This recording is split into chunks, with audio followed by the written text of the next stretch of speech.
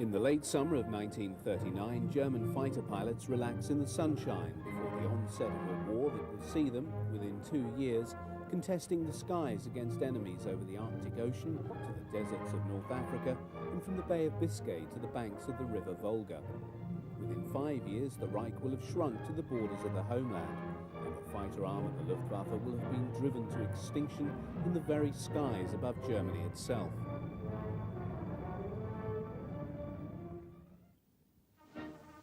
It was on the 1st of March 1935, some 2 years after Hitler's rise to power, that he officially announced the existence of the new Luftwaffe, thus repudiating the Versailles Treaty that in the peace settlement after the Great War had forbidden Germany possession of an air arm. In reality, the new Luftwaffe dated from January 1933, with great care being taken to disguise the growth of the new German Air Force. The first mount of the new Luftwaffe fighter arm was the Heinkel HE-51. The initial production model entered service in 1935 and equipped the Richthofen and Horst Wessel Jagdgeschwader. The improved HE-51B appeared in 1936 and is seen here in this film dating from the same year. Although the type figured prominently in early propaganda films, its service life was short. The existence of the Arado 68 sealed the fate of the Heinkel fighter when, in 1936, Ernst Udet, a newly installed inspector of fighters and dive bombers, tested both aircraft and adjudged the Arado to be the superior type. Destined to be the last biplane fighter to serve with the Luftwaffe, the Arado 68 is seen here along with the HE-51, engaging in mock attacks on a Dornier Do-23, one of the early types serving in the bomber squadrons. This particular AR-68F variant employed a BMW engine which conferred only a marginally improved performance over the HE-51. It was rapidly superseded on the production lines by the Umo-powered AR-68F variant, which equipped most of the Jagdgruppen until the advent of the Bf-109 in 1938. It is a later Umo-powered Arado AR-68E which is seen here, shooting up balloons set out by Luftwaffe ground crew for strafing practice. A distinctive feature of Luftwaffe fighters until about 1938 was their overall light grey colour scheme.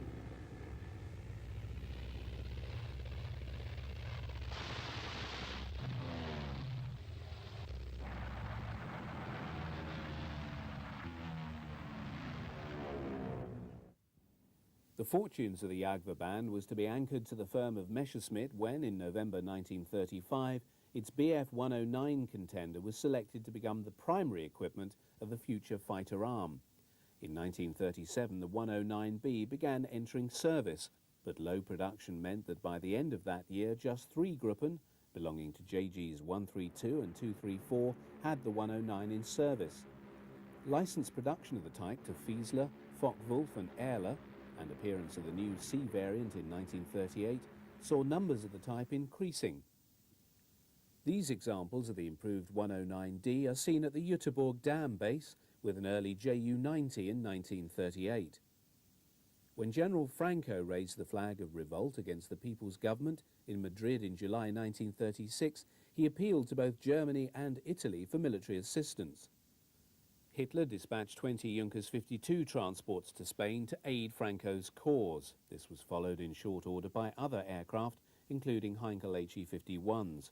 The growing German involvement was carried out ostensibly by volunteers, although most were seconded military personnel sent to Spain in great secrecy. By November 1936, German involvement became more open and the Condor Legion was born. In March 1937, Me-109Bs first saw combat, proving superior to the Soviet-supplied I-15 and I-16 fighters. New tactics were forged by the likes of Werner Molders, and the combat experience gained by pilots such as Galland, Lutzov, Harder and others was put to good use back in Germany.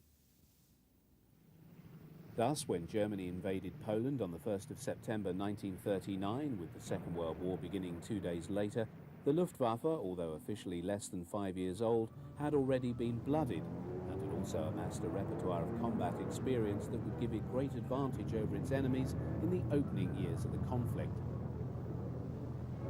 Of the 1,600 aircraft amassed by the Luftwaffe for the air phase of Case White, just over 200 were Me-109 fighters.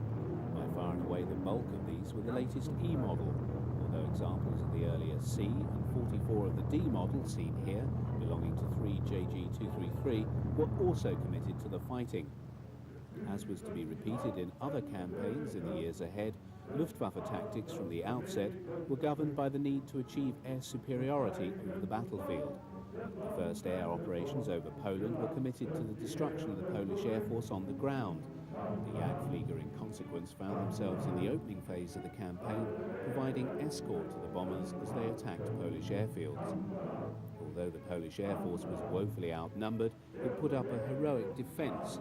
However, after the first few days, air opposition disappeared and the Me-109s engaged in free hunts, searching out the skies and shooting down any surviving Polish aircraft.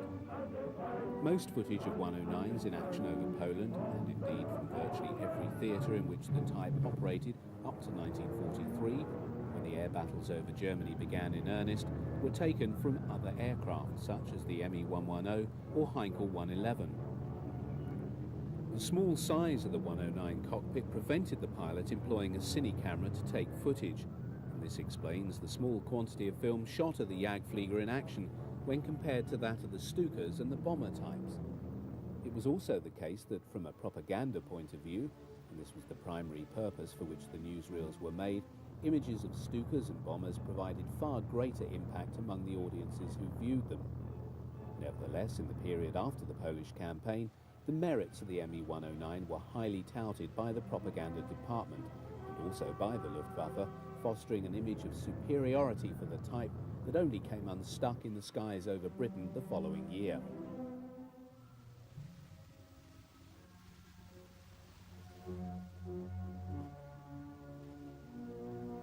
As the ground forces advanced, propaganda company cameramen attached to army formations filmed the handiwork of the Luftwaffe.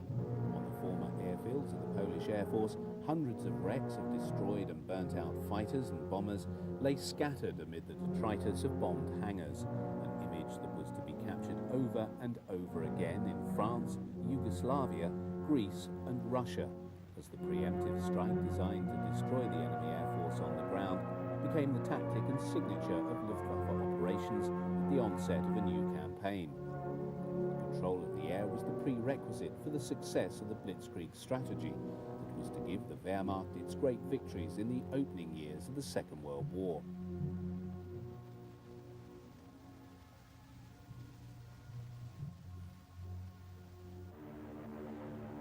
In spite of its highly effective showing in combat, 109 losses over Poland were far from negligible. In all, some 67 out of the 200 committed were brought down, with the majority being lost to Polish ground fire.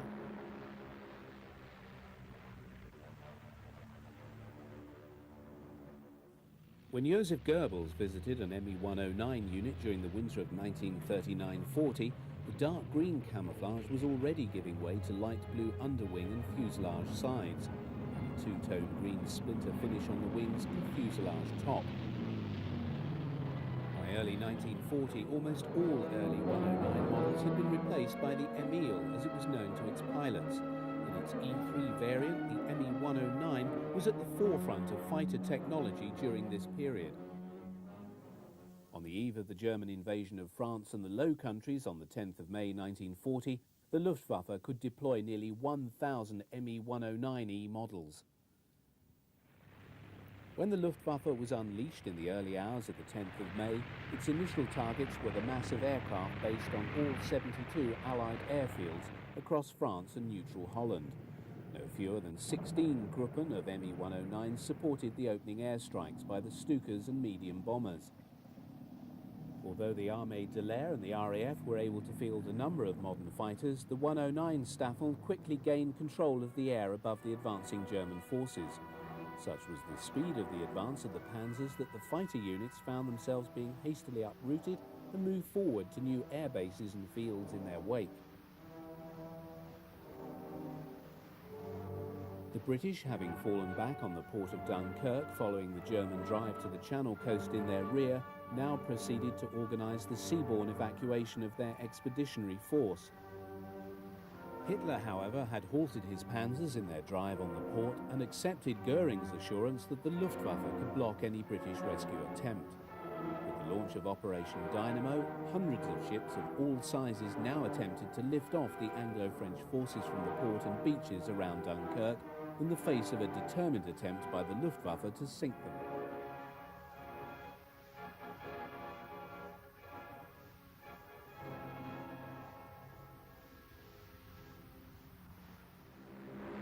The subsequent commitment of the Jagdgruppen in support of the raids by Heinkels, Dorniers and Stukas now brought about the fiercest air fighting in the French campaign.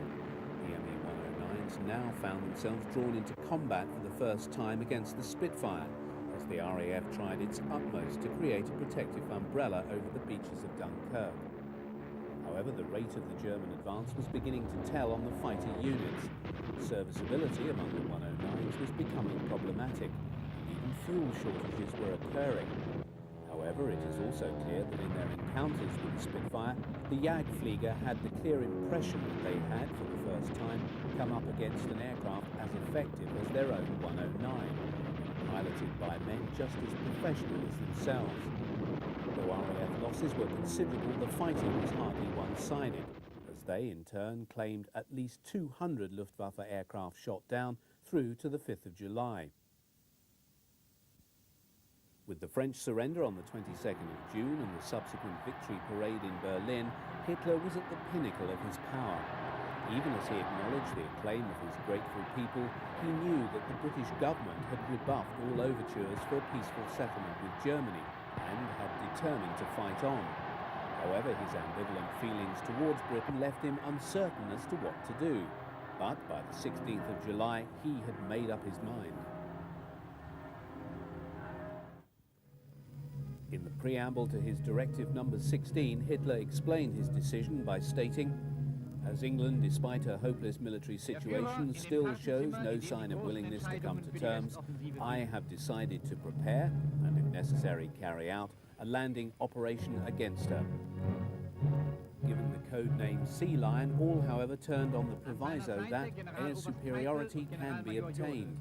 Herein lay the rub, for without the reduction of the RAF in the skies over England and a guarantee that the invasion forces would not be attacked from the air, the enterprise could not be entertained. Goering, however, was confident the Luftwaffe was up to the task. The formal beginning of the campaign against Britain finally began on the 13th of August 1940.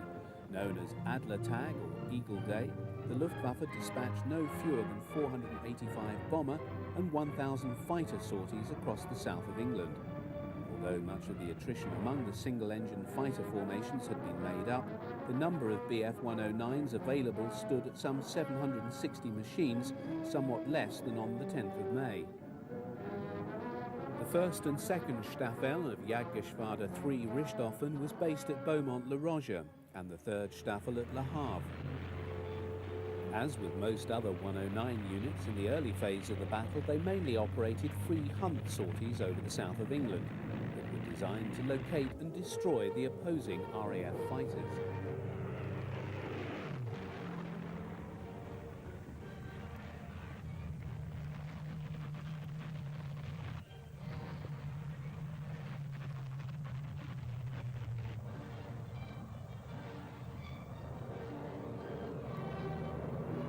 Free-ranging sweeps, the Jagdflieger employed tactics first worked up in Spain. The basic formation was provided by the rote or pair of Me-109s flying some 200 yards apart, with the wingman flying slightly below and to the rear. Mutual support was the key to this formation. The Schwarm employed 4 109s, in effect 2 pairs operating in tandem. These formations bestowed great flexibility on the German fighters and allowed them to deal effectively with the far more rigid twin-plane RAF Vic formation employed by Spitfires and Hurricanes. During the battle, pilots on both sides came to be portrayed as heroes by their respective media. Here, the face of Werner Molders stares out from the cover of the Dutch edition of the magazine Signal. As the first pilot in the new Luftwaffe to be awarded the Oak Leaves to the Knight's Cross, Molders' career was avidly followed by the propagandists, especially when appointed to command JG 51 on July the 27th. Adolf Galland was also lauded by the press. Although seen as perhaps playing second fiddle to Moulders, he and Galland were friendly rivals in the Ace Stakes, each amassing high scores. Both, however, were partially eclipsed at this time by the meteoric rise of Helmut Wick. In 4 months in 1940, Wick was promoted by Goering from Staffel captain of 3 JG2 to Geschwader Commodore. At the time, he was just 25 years old. Wick was a gifted pilot, and his score by the end of the battle had risen to 56, giving him 6 more than Galland and 4 more than Moulders.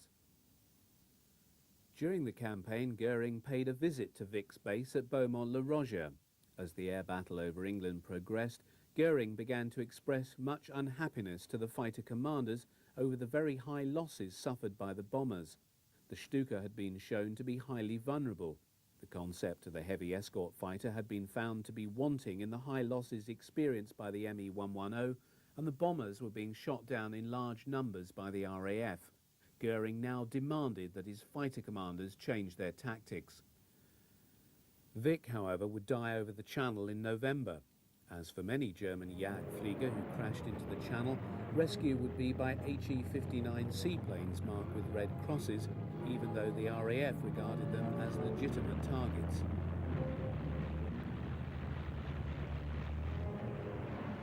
Goering's insistence that the bombers be given greater protection from RAF fighters required that they give up their free hunting tactics and tie themselves more closely to the slower moving bombers. In the case of the Dornier 17 and Heinkel 111, the 109s had to throttle right back to maintain station with these much slower moving aircraft.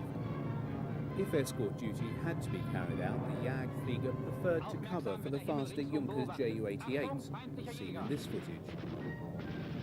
With the switch from attacking RAF airfields to bombing London, the ability of the Me-109s to give the protection to the bombers that Goering demanded was simply not possible by virtue of the short range of the Messerschmitt fighter.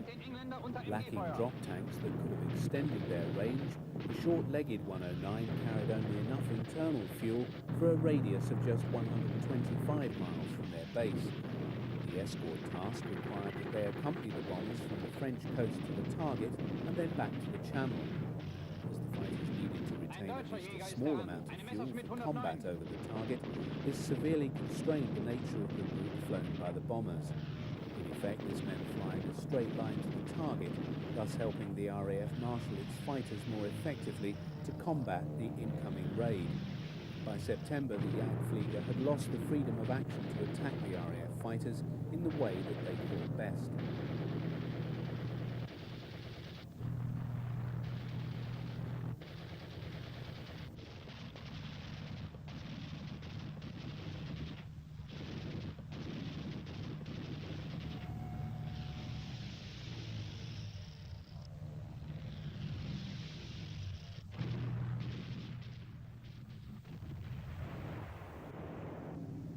From September 20th, the move to shift air raids on England to the night was a virtual acceptance that the attempt to defeat the RAF and achieve air superiority prior to an invasion had failed.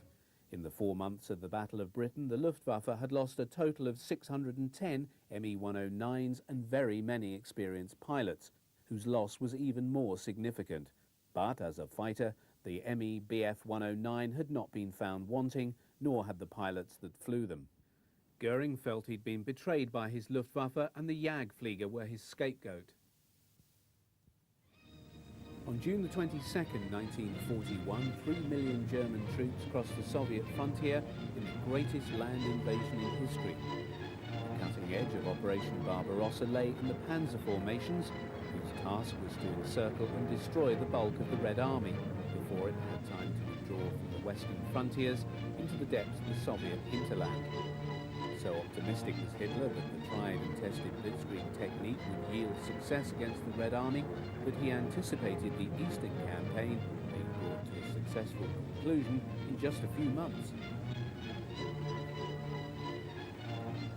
Crucial to the success of the opening battles at the frontiers was the assumption that even before the end of the first day of the campaign, the Luftwaffe would have established air superiority.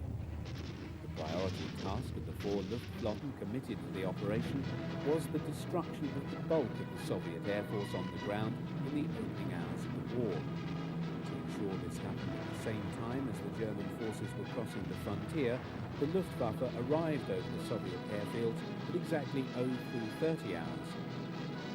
All combat types, from the 775 level bombers, 310 Stukas, and 830 single-engined Me-109s committed to the war in the East, all found themselves dropping vast numbers of small fragmentation bombs on lines of Soviet aircraft lined up on airfields all over European Russia and the Baltic states.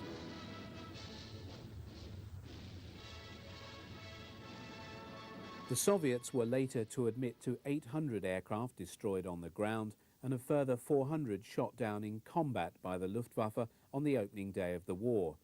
German claims, however, ran to 4,000 Soviet aircraft destroyed by the end of June.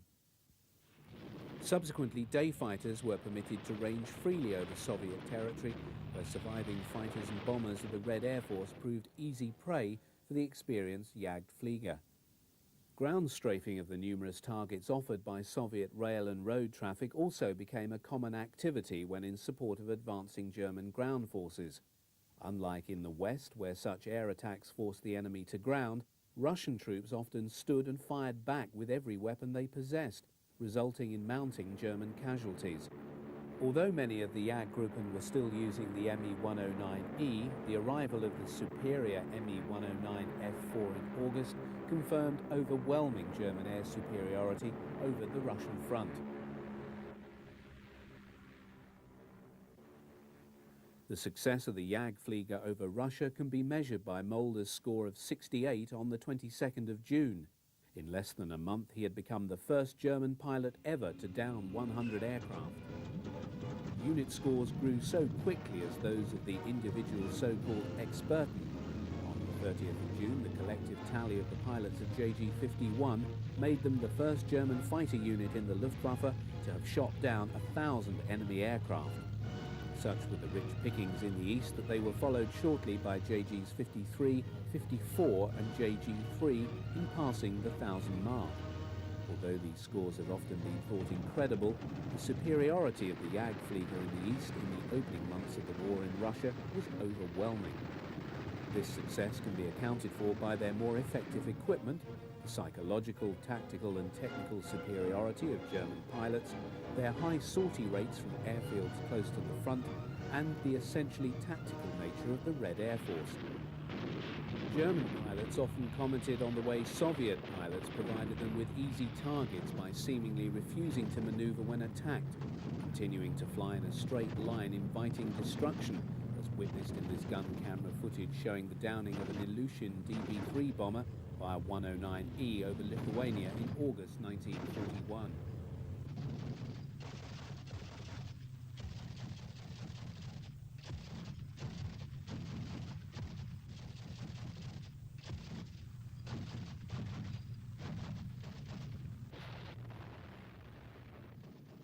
In the autumn, Goering met high-ranking Luftwaffe staff and chosen fighter commanders in East Prussia.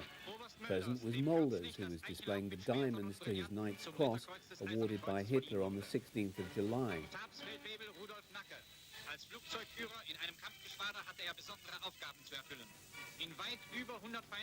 Witnessed by Udet, Goering presents the Knight's Cross to Airman Rudolf Knacker. Among other fighter commanders present is Walter Uzal of JG-2.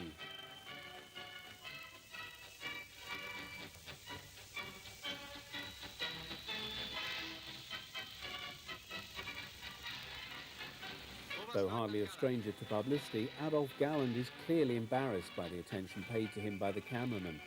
Unbeknown to the JG-26 commander, this would be the last occasion on which he would see his friendly rival Mulders alive. Although the cameraman is at pains to capture the Reichsmarschall playing the Luftwaffe overlord, Goering's devotion to his other interests was already causing command problems that were to have dire long-term consequences.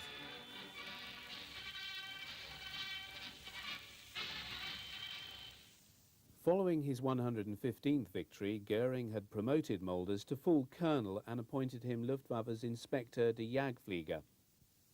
an admin post involving travel to all points where the Jagdverband band was operating, Mulders gave up command of his beloved JG-51. Highly regarded by Goering and his fellow airmen, Mulders was an intelligent, perceptive leader of men whose contribution to the development of fighter tactics in the Luftwaffe played a significant role in its success in the opening years of the conflict. Care for his men had been earlier rewarded with the nickname Vati or Daddy. For the short time he was in post, he was spared the infighting of the Nazi leadership and was thus spared the disillusionment that became the lot of Adolf Galland, his successor.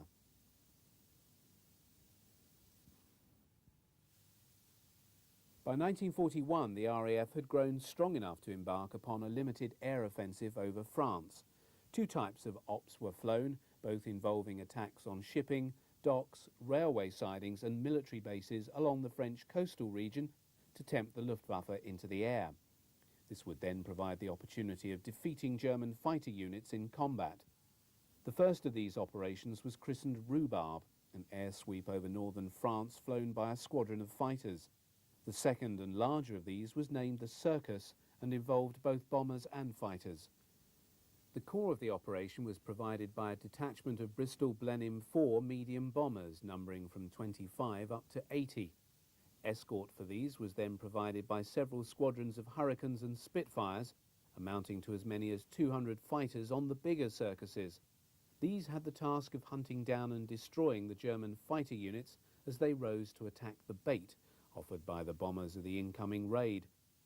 Although still the mainstay of the medium bomber squadrons, the Blenheim was a dated design, and though due for replacement in the near future, still equipped some 11 light bomber squadrons and bore the brunt of Circus operations until early 1942.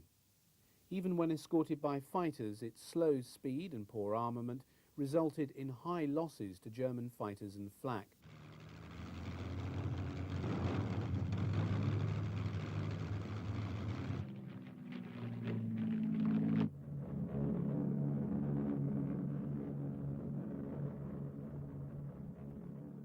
In early 1941, the new Me-109F began to enter Luftwaffe service.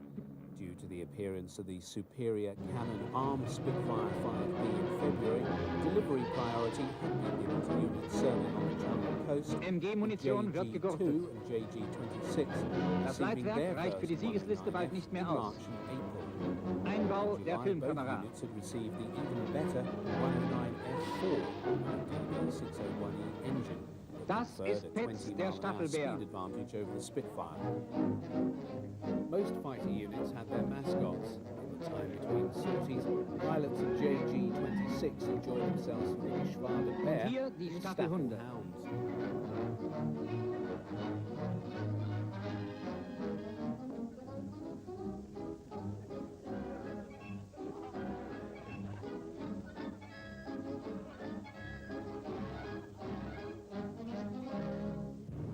As JG-2 spread around a number of airfields in the Pas de Calais and the three Gruppen of JG-26 distributed from Clermont through to the Belgian border near Abbeville, warning time of an incoming enemy raid was very short.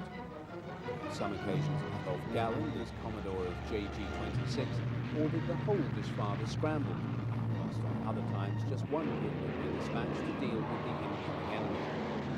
It was the size of the raid that determined the response. A high level of readiness was expected at all times. Gun camera film taken from 109Fs after this raid shows a number of Spitfire 5s being shot down.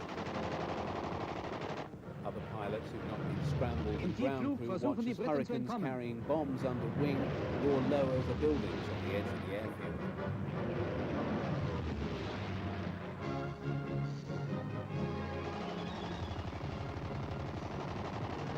The armament of the 109F was less than that employed on the earlier Emil, confined to two MG-17s mounted on the nose cowl with a 20mm MG-151 cannon firing through the propeller boss. As all weapons were mounted along the aircraft's centre line, it made the 109 highly effective in air-to-air combat.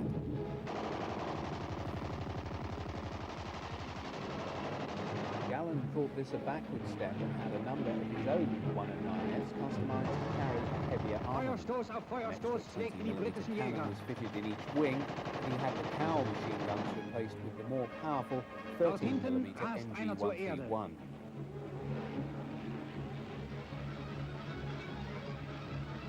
Sekunden später wurde auch dieser vernichtend getroffen.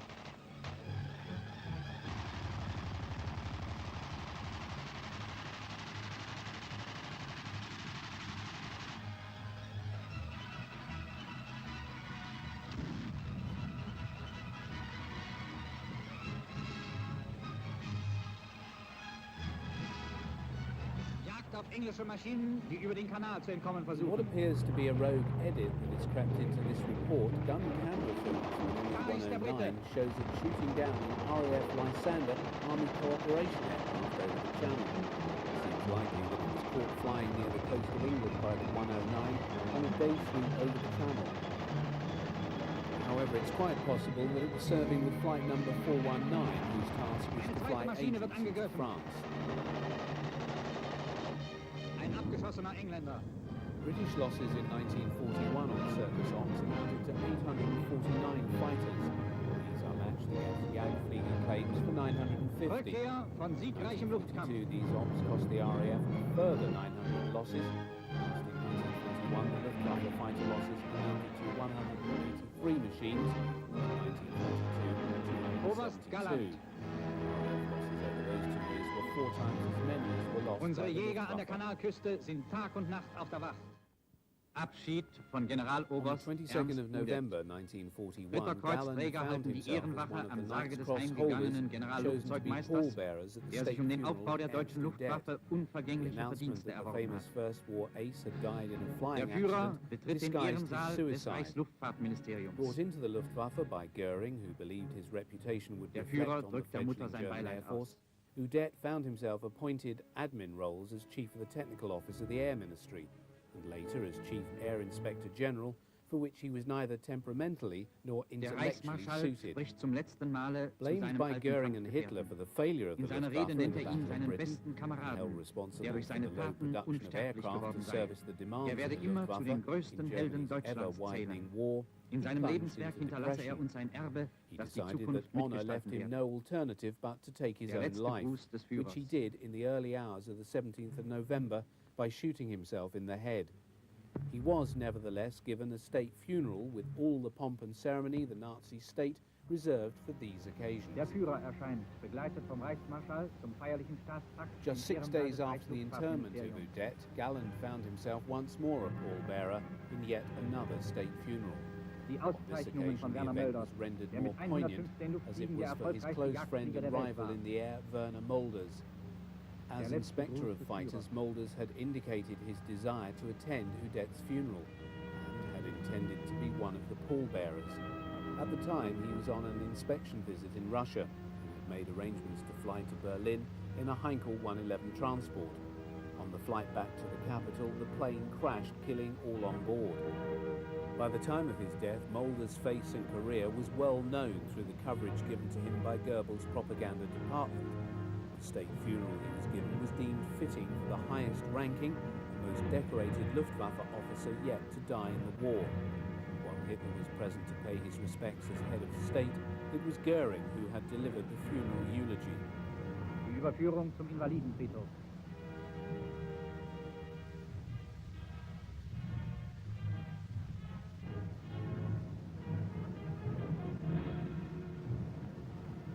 Among those in the funeral cortege were high-ranking Luftwaffe officers such as Field Marshal Milch and the commanders of the various Luftwaffe air fleets, including Kesselring, Stumpf, Lotzer and others. To their rear followed many of the commanders of the Jagdgeschwaden who'd come to pay their last respects to the former inspector of the Jagdflieger. Goering followed immediately behind the gun carriage bearing the coffin of the flyer as it wound its way through the streets of Berlin to the famous Invaliden War Cemetery, in which many of the famous figures from Prussian and German history were buried. The coffin was carried past the tomb of Manfred von Am Grabe Manfred von Richthofen, Richthofen Germany's vorüber highest-scoring wird Werner ace of the Mölders zu Great seiner War, letzten Ruhestätte whose record getragen, of 80 die kills had neben been der passed Gruft by Ernst Mulders Udet just liegt. 6 months before. Goering stood for a moment and raised his Reichsmarshal's baton in salute as he passed the Tube of Udette.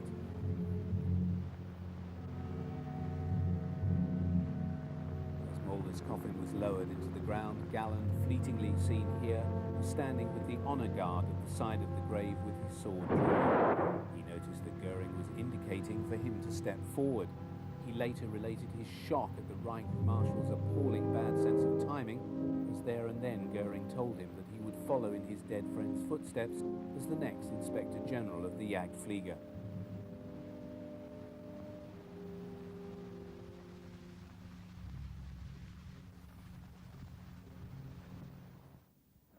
Barely a fortnight later, Operation Typhoon, the offensive launched to capture Moscow before the onset of winter, failed on the very outskirts of the city.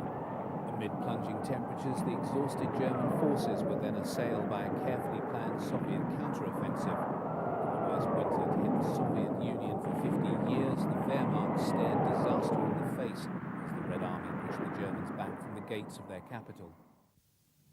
Unlike the army, the Luftwaffe had had the foresight to lay in supplies in the event of a winter campaign.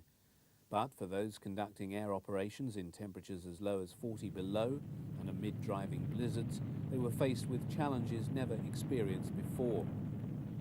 JG-54 Grunherz was based on the airfields of Siverskaya and Gatshima and flew operations over Leningrad employing Bf-109Fs.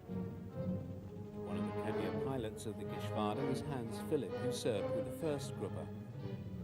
Mobile heaters were necessary to pipe warm air onto the engines of the 109s to ensure that they didn't seize up in the bitter cold. Philipp, better known as Phipps, prepares to fly his 109 off on a mission. Prominent on the side of his fuselage is the green heart and the shield with the Nuremberg coat of arms denoting the first Gruppe. It became common practice among 109 units serving in the east to remove the undercarriage covers in the autumn and winter to prevent build-up by mud and snow. These 109s of 1 JG-54 have been scrambled to intercept an incoming Soviet raid. Dort ein Sowjetjäger. As the combat is viewed from the ground, Philip's gun camera captures his destruction of a Yak-1 fighter, an example of the new generation of Soviet types appearing in increasing numbers over the Eastern Front. The quartet of a vast number of more effective aircraft soon to make their appearance in the ranks of the Soviet Air Force.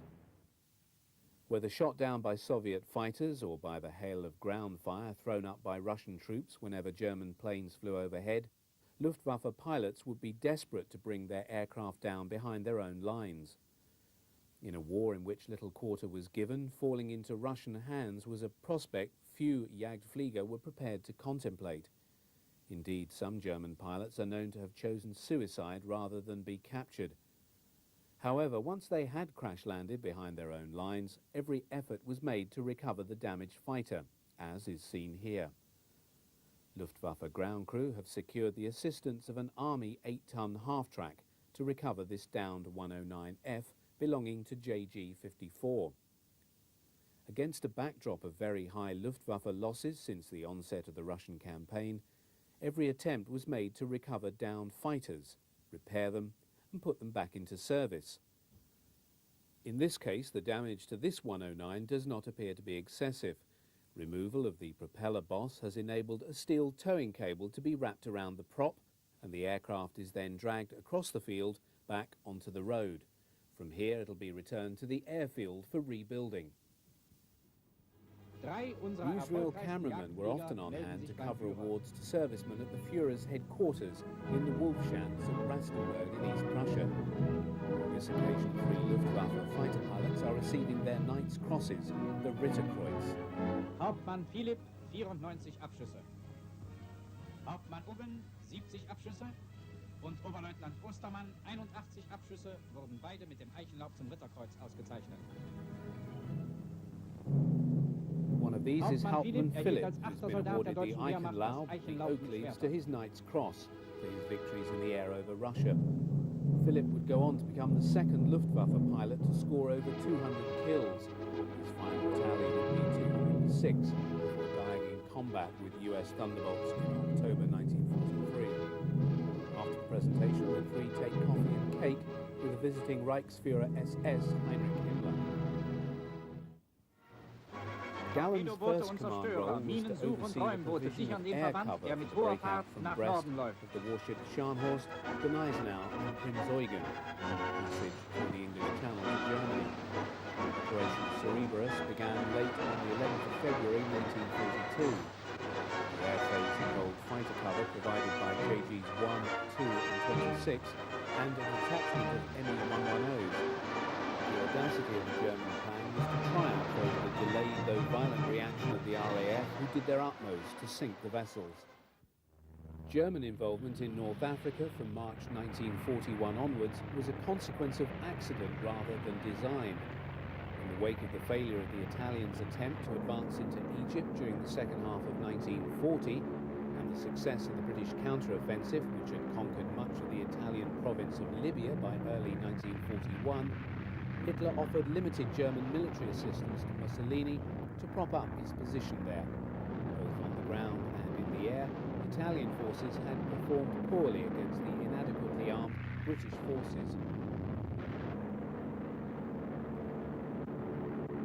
Erwin Rommel was appointed to command the German Afrika Korps, the small expeditionary force built around the 5th Light Division.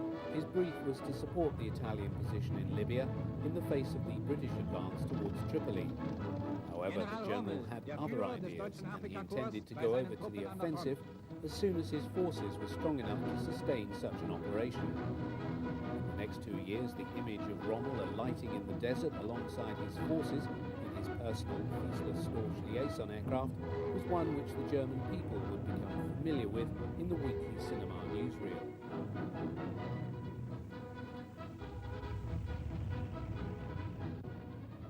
To protect the vulnerable Stukas, fighter support was provided by Me-109Es of 1st Gruppe JG-27 and the 7th Gruppe of JG-26.